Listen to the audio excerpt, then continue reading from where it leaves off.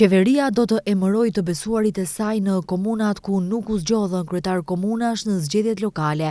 Kjo do të bëhet menjëherë pasi KSZ zyrtarisht t'i mbyll zgjedhjet dhe do të informojë qeverinë. Kryeministri Kristian Mickoski tha se ende nuk kanë mbajtur asnjë bisedim me partnerët e koalicionit për atë se kush do të përzgjidhet si ushtrues detyre. Fillimisht duhet zyrtarisht KSZ t'i përfundoj zgjedhjet dhe ta informoj qeverinë. Kjo pres të ndodh javën e ardhshme. Më pas qeveria ka afat prej 15 ditëve të veprojë dhe ta informoj KSZ-n dhe kuvendin që kuvendi në afat prej 60 ditëve të mbajë zgjedhje të reja në ato komuna ku ishin të pasuksesshme.